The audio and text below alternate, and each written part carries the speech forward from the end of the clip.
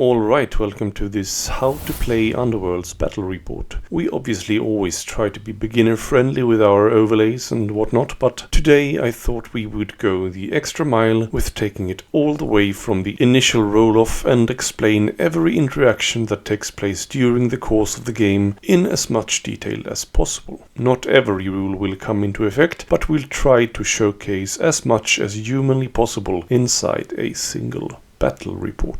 So just another disclaimer here. None of these teams feature wizards, so the spellcasting aspect of Underworlds will not be showcased here, as we also didn't want to include too many layers of complexity. Here we are playing a rival game, meaning there is no deck building going on here. Both the teams featured here are using their in-faction decks, so straight out of the box.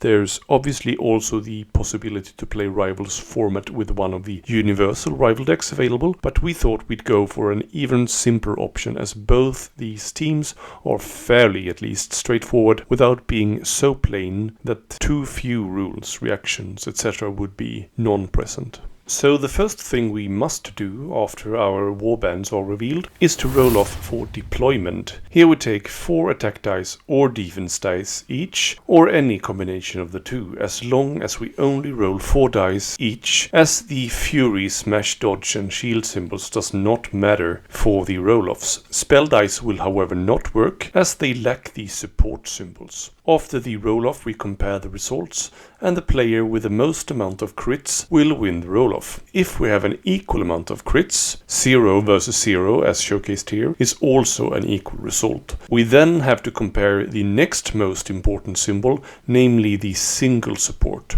The player with the most amount of these symbols will instead win the roll-off in this case. If that is also a tie, next and last in line are the full support symbols.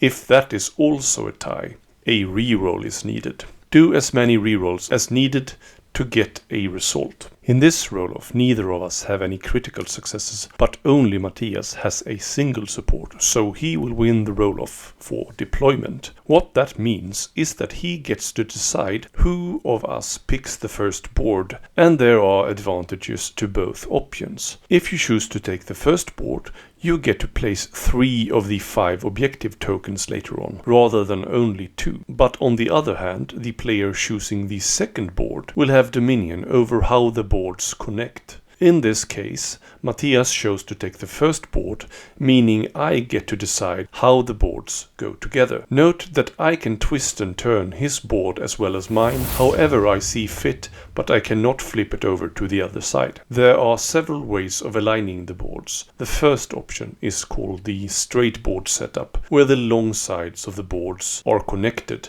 aligning completely. There is also the staggered or offset board setup. In this setup, the long sides of the board attach so that at least 4 hexes are completed by attaching the 2 boards together. Any offset that completes less than 4 hexes is not allowed. Lastly, there is also the long board setup, where the short sides of the boards are aligned. In this setup, staggering or offsetting is not allowed. In this sample battle report, I chose to go with the straight board setup. We must now place the objective tokens named 1 through 5. These are shuffled face down, and 3 are given to Matthias here, who chose the first board, and 2 are given to me. After that, we can now each look at our respective numbers. After that, the player with 3 tokens puts down the first objective, face down. The token must be placed in a non-edge hex. It can also not be placed in any of the special hex types, of which the blocked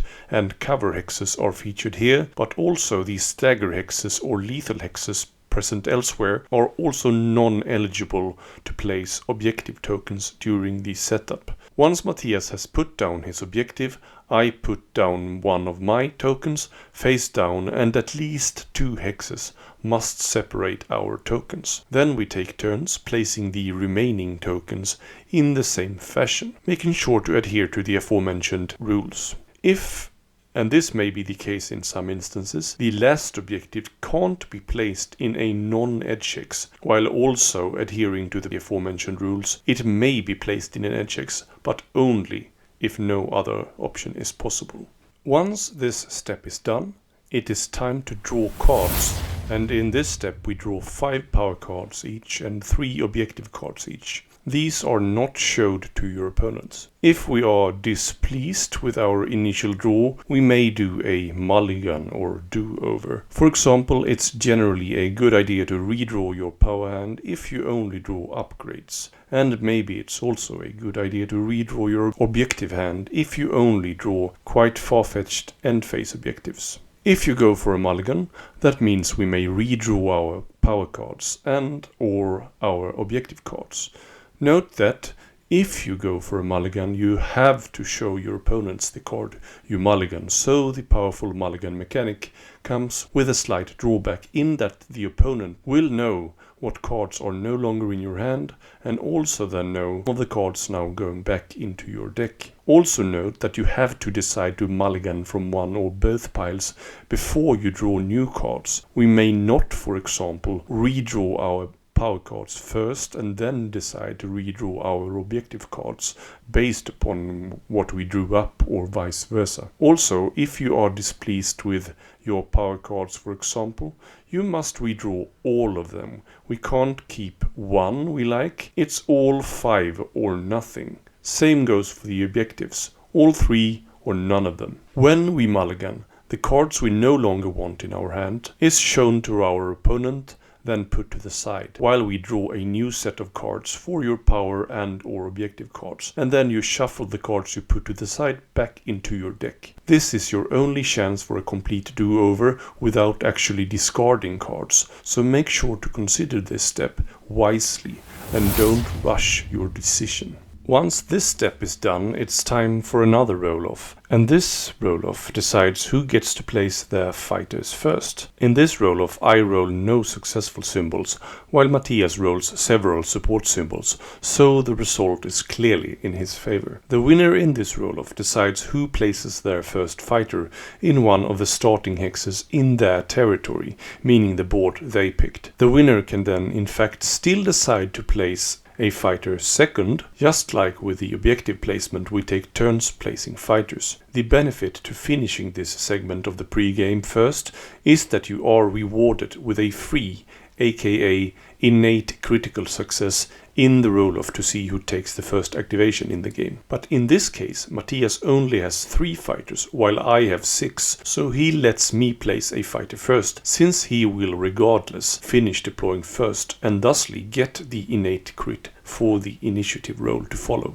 And so with that, we are all done with the deployment, and now the last pre-game roll-off, the initiative roll-off, and with Matthias' innate critical success, he gets no less than 3 crits and a single support, while I only get 2 double supports, and just like with the previous roll-off, winning does not mean you have to go first, but rather that the winner decides who does, and in this case, he chooses to go first. So Matthias takes his first out of 4 activations in round number 1 out of 3. There are several things to do with your activation. You may A. Activate a fighter in one of several ways. B. Draw a power card or venture. Or C. Strategize, which means draw and discard an objective card. Or 4. Pass. In this case, he chooses to activate a fighter, namely his leader, Sansom Fastrider, and makes a range 3 attack action. Range 3 means that he is able to attack fighters up to 3 hexes away from him. In this case, he attacks my big burly fighter up front, the Old Blood Clacktrot. In this role, he is looking for Fury, that is the sword symbol, as well as critical successes. In this case, he rolls no successes. For the double support symbol there to be a success, he would have needed both of his fellow fighters to be adjacent to the fighter he was targeting. So the attack fails and the attack sequence ends. And with that, he also ends his first activation, and the power step following the activations takes precedence. In this step, players take turns playing power cards, or if we have one or more fighters on a feature token, we may also do something called Delve, but more on that later as it appears. The player who just activated has the initiative in the power step as well, and this is referred to as that player's power step, which is important for certain cards. Matthias uses this opportunity to play a Ploy, that is a card with the sword symbol in the corner. These cards, in contrast to the upgrade cards with the cogwheel symbol, does not require any glory for you to play them, but you must still be able to fulfill the conditions on the card. This card lets him put a guard token on a friendly fighter, so any one of his fighters are eligible. He chooses to put the guard token on his leader, meaning that his leader now counts both defense symbols, dodge and shield, as successes in his defense rolls. In addition, he cannot be driven back by attack actions other than successful attack actions with the knockback keyword. It also means he cannot be trapped, but more on that later as it appears in the later rounds. Then it is my turn to play cards, and I play a card called the Bulwark Celestial. This card is also a Ploy with the asterism tag. This is a so-called persisting gambit, meaning that the effect stays in play and is not immediately discarded after the effect is resolved, as opposed to the card Matthias just used. The effect on this card is that my fighter cannot be driven back, and the effect persists until the end of the round or until another card with the asterism tag is played. Normally, drive back is something an attacker can do in the drive back step following an attack action. For drive back to be an option, the attacker needs to have at least one success and at least as many successes as the defender, including critical successes. So basically, in the case of a tie or better, drive back is an option in most cases. When drive back is resolved, the defending fighter is pushed back one hex away from the attacker. For attacks with knockback, X, the attacker may drive back the defender X additional hexes equal to the value of the knockback. Keep in mind that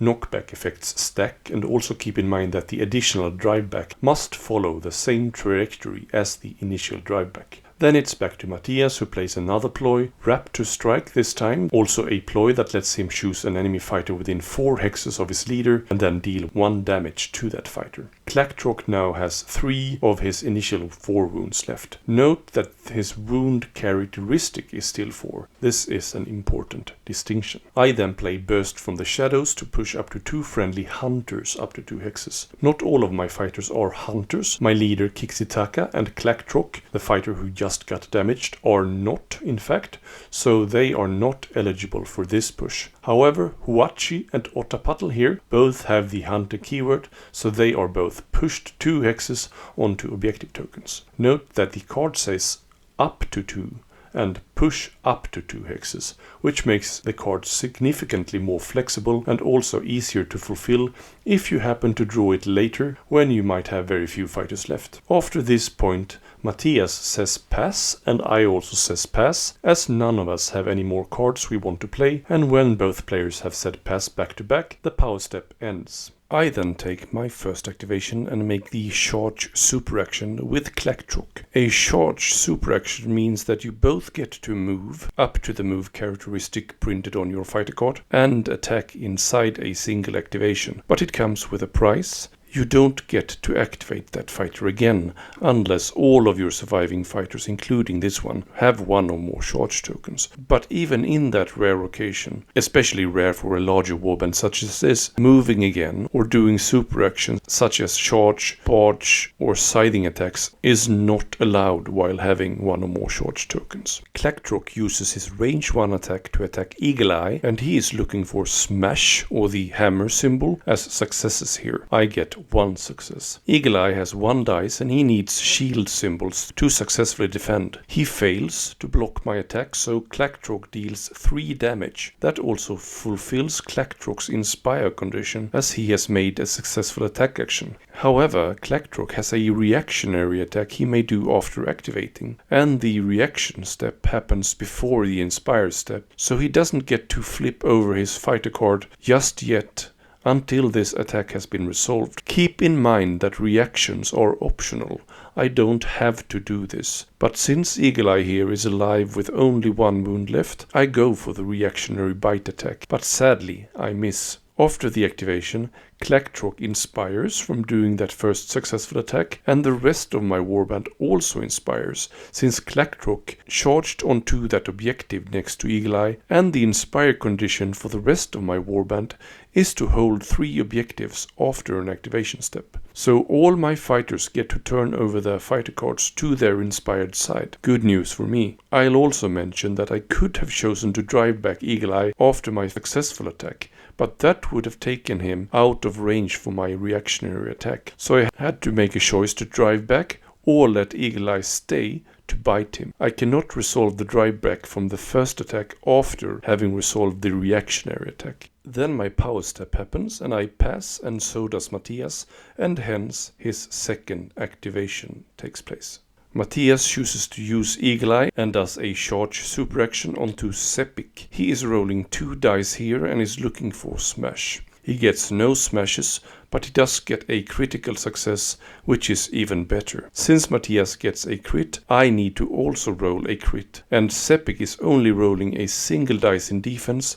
I get a shield, which is a success for him, but since Matthias rolled a crit, it's a moot point and Sepik is dealt the damage. I'll also take this opportunity to point out that regardless of how many successes you roll in the attack, you still only deal damage once, unlike many other games in the Warhammer universe. Some attacks have extra damage on a critical success, but damage is in almost every case only dealt once. And with Sepik taken out of action, Matthias gets 1 unspent glory for the effort. Fighters with up to 4 wounds are worth 1 glory when they are taken out of action, while fighters with 5 or more wounds, also known as large fighters, are worth 2 glory when killed. In the power step, Matthias immediately spends his glory, flipping it over to the desaturated side, and upgrades his leader with overcharged bolt storm pistol, which is an attack action upgrade with 3 range, 3 smash for 1 damage. With Cleave. Cleave means that fighters defending against this specific attack does not count shields as successes in the defense roll. There is also something called Ensnare, which instead negates dodges in defense. I then pass, and so does Matthias. In my second activation, I activate my leader and make a short superaction targeting Eagle Eye with my range 3, 3 smash, 1 damage attack. I roll quite well here with 2 critical successes, and since Eagle Eye only roll 1 die in defense, he cannot match the result, and with only 1 wound left, he goes back to Azurheim for the reforging, and I take 1 glory for the kill. And I also score a search objective. Search objectives, unlike the end phase objectives, can be scored inside the rounds, and when you score them, you immediately get the glory stated on the bottom of the card, and then you also get to immediately draw a new objective to your hand. This particular objective, called Sotek's Hunter, is scored when an enemy fighter is taken out of action by a range 3+ attack action, which garners me another glory. Note that it's only the range characteristic of the attack that matters, not how far from your opponent you are when you make it. So even if I had been shooting him from point blank, I would still have scored the objective as long as I did a range 3+ attack action. We then both pass, moving into Matthias's third activation. For his third activation, he shoots with his leader's newly acquired attack action upgrade onto Clacktrock. The inspired Clacktrock will now be looking only to crits as successes, since the overcharged Boltstorm pistol has Cleave. Matthias rolls a success and a critical success, and with Cleave, crit and success for me won't cut it. I have to roll 2 crits to stop it. I roll neither and take the damage, taking Clacktrock down to 2 wounds remaining. But with the Celestial Bulwark still in effect, I can at least not be driven back. After the activation, in the Inspire step, Sanson Fastrider inspires from having made attacks with 2 different attack profiles. In the power step, we both pass. For my third activation, I don't activate a fighter, but rather venture, which is the new Wintermoor wording for drawing a power card. In the power step, we both pass. In Matthias's last activation, he makes the charge superaction with his leader onto Clacktrock. While doing so, he loses his guard token.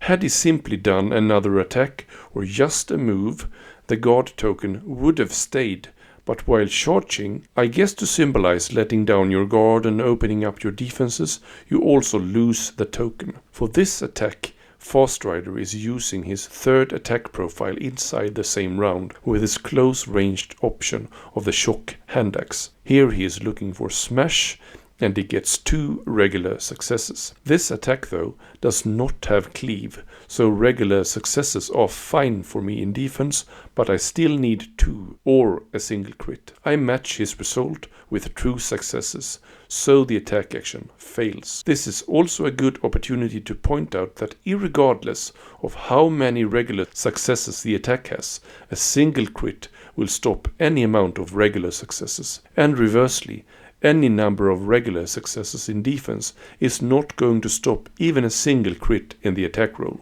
This can be a little hard to wrap your head around as a beginner, so it bears repeating. In the power step, we both pass. In my 4th and last activation, I yet again venture to draw another power card. And in the power step, we both pass, and with that, we move into the end phase of the first round, where the player who went first checks to see if any objectives are scored. Matthias don't score any cards in the end phase. He then decides if he wants to keep his remaining objective cards or discard one or more of them. This sequence is different from the mulligan at the start of the game. Any discarded objectives here are just that, discarded.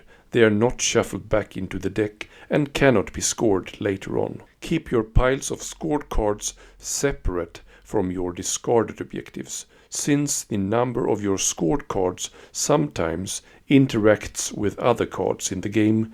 For example, score this if you've scored 6 or more objectives previously, or some such. Since Ploys cannot be played in the end phase, and he doesn't have any unspent glory to spend on upgrades, he has nothing left to do except decide what objective cards and power cards to discard.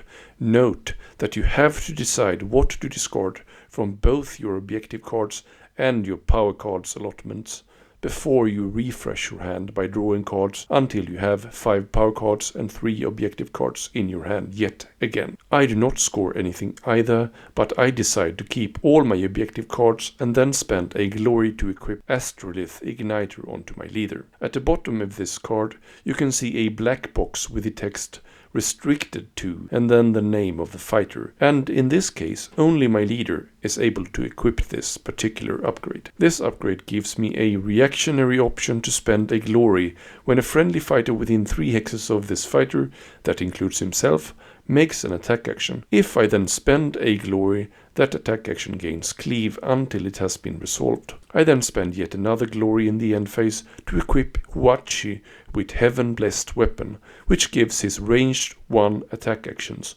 knockback and +1 dice. Note that this only boosts his range 1 attack actions, so his range 3 attack action is not affected by this, even if he were to attack with that attack from 1 hex away. Only the characteristic of the attack matters in these cases. After that, I draw back up to a full hand of cards yet again, and that completes the first round of combat.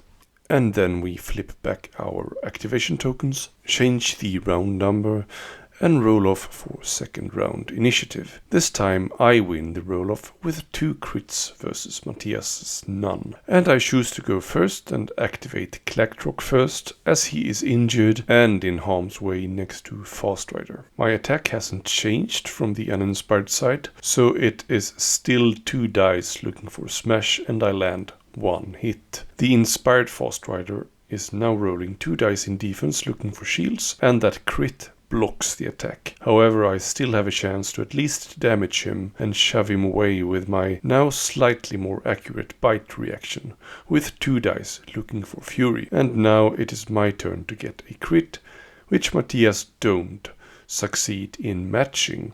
So Fast Rider takes 1 wound, and I choose to drive him back 1 hex away from me. This particular drive back is extra vital versus this ranged fighter, as the trajectory between the 2 hexes our respective fighters are in now is interposed by the blocked hex, thus blocking line of sight for his ranged attacks.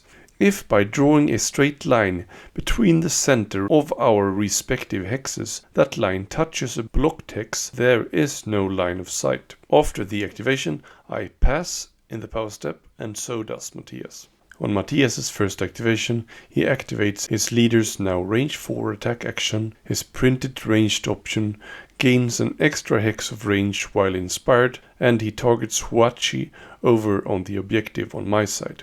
This particular attack has the blinding keyword, meaning that if he successfully attacks me with a critical hit, he does +1 damage and staggers me. Stagger means that the target gets a stagger token, and any future attack on the fighter with a token will have a reroll. But with all that setup, he rolls into no successes, so Huachi lives to see another activation at least. In the power step, Matthias passes, but I take the chance to play the Great Drake, which is yet another persisting gambit and another asterism card, meaning it goes away if another asterism card is played, and if not, then at least at the end of the round. The effect here is +1 dice to friendly fighters' range 1 attack actions, so right now Huachi, for example, is rolling 5 swords with the cumulative effects of his heaven-blessed weapon upgrade and this persisting gambit. Then Matthias passes again,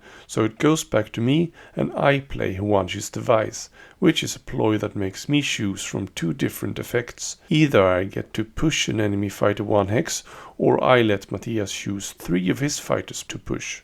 And if he does not have 3 fighters, which he doesn't, he has to at least push the ones he has. However, I choose the first effect and I push Fast Rider back to Clacktrock as I am about to activate. Then Matthias passes again, and so do I.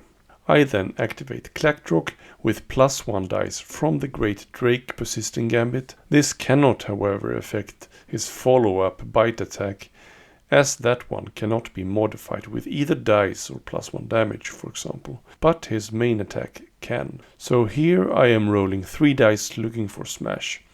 I roll 2 smash and Matthias only rolls 1 successful defense, and with 3 damage no bite is needed as Fast Rider is taken down. 1 glory from the kill. In the power step we both pass, and then Matthias's second activation rolls around. In his second activation he makes a charge superaction with Elias Swiftblade onto Clacktrock, who's been the center of attention for quite a while now. He chooses the range 1 option Storm Saber, rolling 3 dice looking for fury, and he rolls a critical success. I need a crit at least on 2 dice, but sadly I find none, and the big lizard finally crumbles, and Matthias scores a glory from the kill. The good thing for Matthias now is that while his only fighter is now charged, that also means he can activate him again, since all of his fighters are in fact comprised of only Swiftblade now. He can, though as previously stated, not move or make super actions, but he can shoot where he stands, and he can go on guard, for example. In the power step, he equips Swiftblade with Farsight, which gives his range 3+ attack actions +1 range, which then takes his Bolt Storm pistol up to a massive 4 range. I then play the Hunter's Steed, which is +1 move to friendly fighters, and this one is also another asterism card, so that will then indeed discard the Great Drake, so I no longer have that +1 dice, but moving far away from Swiftblade has now become my main priority. Then we both pass, and I take my third activation, and I move Huachi all the way over to the back objective in enemy territory with a regular move action. Then we both pass in the power step. In Matthias's third activation, the stationary Swiftblade shoots the chameleon skink Ottapatl, who is now though quite nimble with 3 dice in defense looking for dodge after inspiring. Huachi is luckily for me protected by the block text between him and Swiftblade. Swiftblade is rolling 3 dice and needs fury, and he lands 1 crit and 1 hit. I find the crit in my defense, but shields there are not successes for him, and I take 1 damage from the ranged attack. However, his ranged attack do have Stagger, so further attacks versus him will have a reroll until I lose that token. That also means that Swiftblade inspires, as he did the range 1 attack earlier versus Clacktrock, and now the ranged attack versus Ottapatl, thus completing his inspire condition. He also chooses to push Ottapatl away 1 hex, which is wise since Swiftblade can still reach him with range 4 via the upgrade, but the skink cannot, in turn, while only sporting 3 range himself, hit Swiftblade. Also, it pushes me off the objective, which is generally a good call, especially versus larger warbands who are generally concerned with holding objectives. In the power step, we both pass and I take my last activation, moving Ottapatl away from danger. 6 hexes, buffed by the Hunter's Steed Persisting Gambit, thusly being 6 hexes away from Swiftblade after the move. In the power step, we both pass. With no eligible attacks for Swiftblade, Matthias uses his last activation to Strategize, meaning he draws an objective, thus temporarily having 4 objective cards on his hand, and then he discards one of them, namely an objective card, requiring him to kill 2 in the same round, which he will not be able to fulfill. In the power step, he passes, but I take the opportunity to delve, meaning I flip a feature token a friendly fighter is standing on. You can only delve once per power phase per player, and any fighter with a stagger token, or in fact also a fighter that cannot become staggered, is not eligible for delve. However, Wachi is eligible for delve, and neither is he staggered already.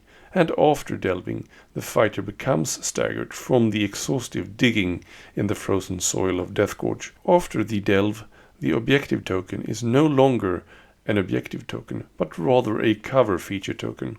A fighter standing in such a feature token counts the double support symbol as successes in defense roll. And since the stagger token he just got from delving is about to go away at the end of the round, as tokens get cleared at the end of the round, this could lend him vital defensive boons if Swiftblade decides to charge me in round 3. I'll just also take this opportunity to mention as well that tokens are cleared at the end of the round, not the end of the phase, so that is after scoring, mind you, which is important since a large number of end phase cards scores off of having tokens on fighters.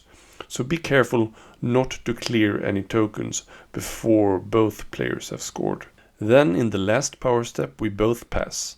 I then score first since I went first in this round, and I score Vengeance of Heavens for 2 glory for there being more enemy fighters out of action than there are surviving enemy fighters. I then also score Children of Azure, which is a duel, which means there's 2 conditions I need to meet to score it. The first one needs all of my surviving fighters to be inspired, which they are, and secondly, I need to have 3 upgrades on my surviving fighters. That means a total of 3 upgrades across my surviving fighters, not 3 upgrades on each of them.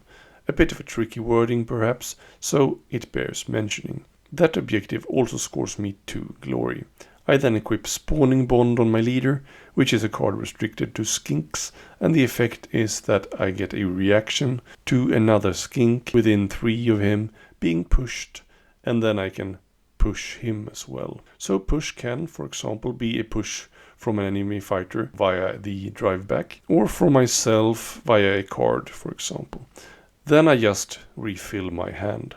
Matthias does not score any end phase cards. He discards 3 power cards and then refills his hand. Then the round ends, so we clear any tokens and flip back our activation counters and change the round number indicator to 3.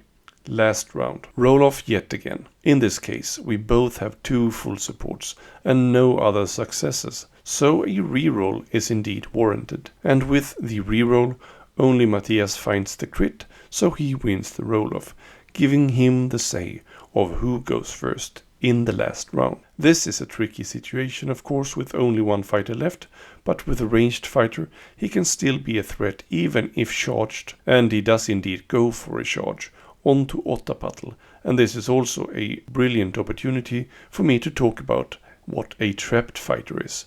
A fighter is trapped if there are no empty adjacent hexes to the defender that are further away from the attacker, which is the case here. This makes drive back impossible obviously, but also gives the attacker a slight boon. As long as the attacker rolls at least one success, including critical successes, the attacker gets to add one extra regular success, thus making the attack harder to defend. Swiftblade is looking to get Fury with his 3 dice attack here, but since he rolled no successes, the trapped situation doesn't really matter. It still fails. Luckily for Swiftblade though, he has a ploy that can be played as a reaction to making a 3+ attack action called Rapid Volley. With this ploy, he gets to attack again with a ranged 3+ attack action, but must target this same fighter. So Ottapatl is not yet safe, and this time he lands 2 successes, and because of the trapped condition here, that is basically 3 successes, so I need 3 successes looking for dodge or at least 1 crit to trump the attack. I do actually land 2 dodge, but because of his extra success, Ottapatl, who was already wounded, is taken out of action, garnering the fast riders 1 glory, and Matthias also scores the search objective, the Judgment of Sigmar, from taking an enemy out of action with a ranged 3+ attack action. So another glory from the search objective, and he then gets to draw another objective card onto his hand. In the power step, he passes, but I flip Huachi's cover hex token back to the objective side. Since the Stagger token got cleared at the end of the round, I can delve again, but I am yet again rewarded with a Stagger token. Matthias then passes, but then I take the opportunity to showcase yet another feature of the game with the Salvage. In place of playing a power card in the power step, you can discard one of the power cards that is restricted to a fighter that is out of action, and then draw another power card onto your hand. This particular card was bound to Ottapatl. Salvage is also applicable to gambit spell cards if you no longer have a wizard on the battlefield. Then we both pass and the power step ends. In the search step after the power step, I score Astrometrics alignment for flipping a feature token in enemy territory, which I did with Huachi via the delve previously. So I score a glory and draw a new objective. Keep in mind that when you score in the search step after the power step is over. You can't equip upgrades at this instance for the glory you just got. You have to wait until the next power step rolls around. This is easy to forget, so it bears mentioning. In my first activation, I move Huachi onto the other objective in enemy territory to protect him from Swiftblade's range 4 attack behind the blocked hex. In the power step, we both pass, and then it's Matthias's second activation, and he chooses to strategize, meaning he draws an objective card and then he discards one from his hand. Keep in mind that you can then actually discard the same card you just drew if you so please. In the power step, we both pass. In my second activation, I also strategize, and in the power step, we both pass yet again. In Matthias's third, he repeats the process, power step, everybody passes. And in my third, I do the same, power step, everybody passes. In Matthias's last, he repeats the same yet again, and then passes. However, I don't. I play Lords of Space and Time to choose a friendly fighter, namely Tok, that is not adjacent to an enemy fighter, and then I can place that fighter in an objective token in enemy territory as long as it's also not adjacent to any enemy fighters. Then we both pass. And in my last activation, I make a move action with my leader to move into enemy territory, and after that activation step, I score the search objective Formidable Focus for having 3 friendly fighters in enemy territory after an activation step. I score 1 glory and draw a new objective card. And in the last power step of the game, we both pass, thus moving into the third end phase, with Matthias scoring first, where he scores the dual end phase without equal for 2 or more enemy fighters being out of action, while also holding 1 or more objectives with friendly fighters. I score the hybrid balance, the cosmic equation, hybrid here, meaning I can score it in one of two ways. This is scored if 2 or more enemy fighters are out of action, or if friendly fighters hold more objectives than enemy fighters. So I actually fulfill both conditions, but regardless, the glory is the same, 1 glory. I also score Seeking the Heart for 2 glory. This is a hybrid for either having all surviving fighters in enemy territory or holding each objective in enemy territory. And since it's a hybrid, I only need to fulfill one condition, and I fulfill the first one. Lastly, I score the Great Plan for scoring a total of 6 objectives or more, including 1 or more hybrid cards, 1 or more dual cards, and 1 or more search cards, which I do fulfill, which garners me 3 glory.